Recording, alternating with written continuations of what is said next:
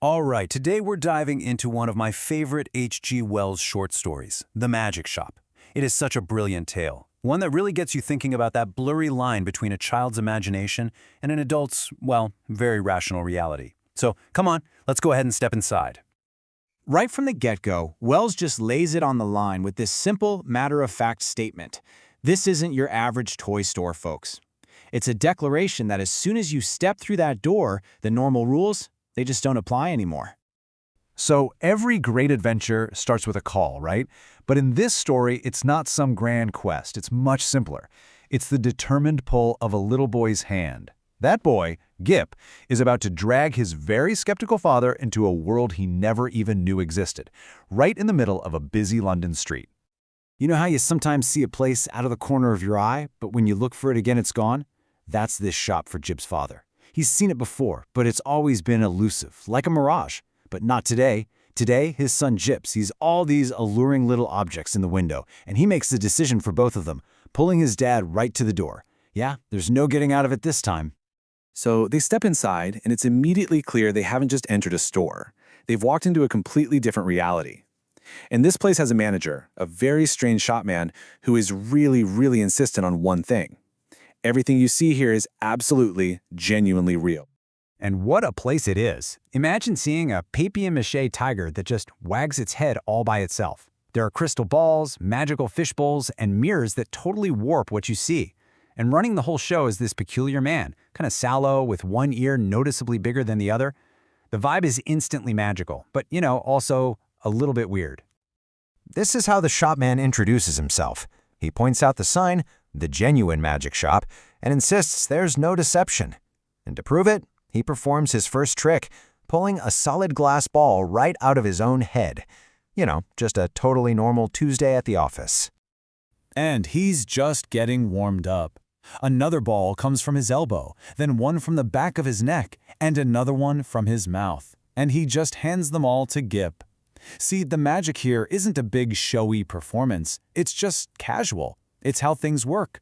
And the part that's really messing with the father's head, it's all free. All right, so here's where things get really interesting. You start to realize this shop has an unwritten rule. Not just anyone can experience the magic. It seems to reserve its real wonders for a certain kind of person. And that creates this massive divide between who gets in and who doesn't. So what's the secret password? Well, it's not a word. It's a person. The shopman calls Gip the right sort of boy.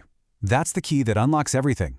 And it's not about being a good kid in the traditional sense. It's about having this deep-down innocence, a trust that lets you see something impossible and just accept it.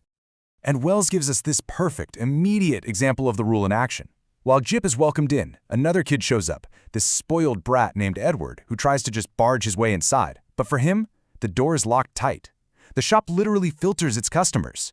Your attitude, your very personality, actually changes the reality of whether you can even get in.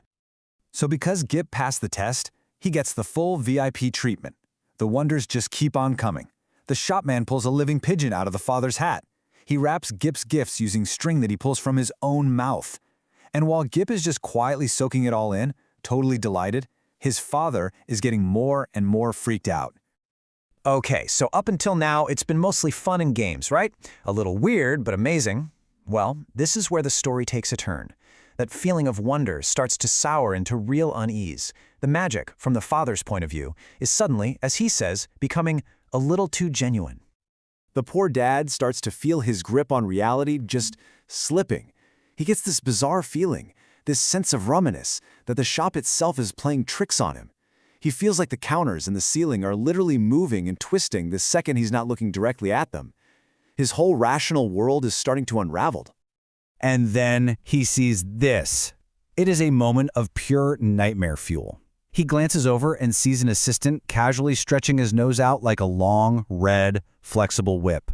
This is the turning point, you guys. The magic just went from quirky and charming to absolutely terrifying. Things escalate quickly.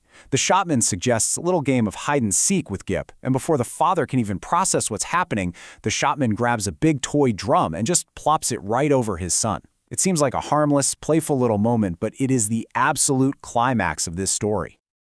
The shopman lifts the drum, and there's nothing there. The stool is empty. Gip is just gone. And in that 1 second, the fun and games are over. All that anxiety that's been building in the father just explodes into raw, parental terror, and he turns on the grinning shopman. Now you'd think there would be some big confrontation or explanation, right? Nope, what happens next is just as jarring as the magic itself. The story just yanks us back to the ordinary world, leaving us with this huge, lingering mystery. In a blind panic, the father lunges at the shopman and tumbles into darkness. And then, bam! The next thing he knows, he's sprawling on the sidewalk of Regent Street. He scrambles up, looks back, and the shop is gone, just vanished.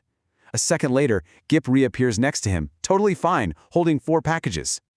So what's in the packages? What did they bring back from this impossible place as proof? Well, the contents are just as baffling as everything else. 3 boxes of perfectly normal, well-made toy soldiers, and 1 small, living, white kitten. It's this bizarre combination of the totally mundane and the utterly miraculous. Fast forward 6 months. The father, being a practical, respectable guy, keeps going back to Regent Street. He's trying to find the shop to pay his bill. But of course, it's never there. He finally just gives up, figuring they can send him a bill in their own time. The whole experience just sits in his memory as this strange, unresolved thing. But here's the thing. For Jip, the magic isn't over. It's not a weird memory. Later, when his dad is playing with him, he asks if he'd like his soldiers to be able to come alive. And Jip's answer is so simple and confident. Mine do. He says he knows a secret word, and they just march all by themselves. For him, the magic is real, and it's still happening. And that's where H.G. Wells leaves us, with this beautiful, unanswerable question. What in the world really happened that day? Was it actual magic? Was it some kind of shared dream or hallucination? Or, and this is the one I always come back to, did the father simply get a brief, terrifying, and incredible glimpse of the world as it truly looks, through the unfiltered eyes of a child?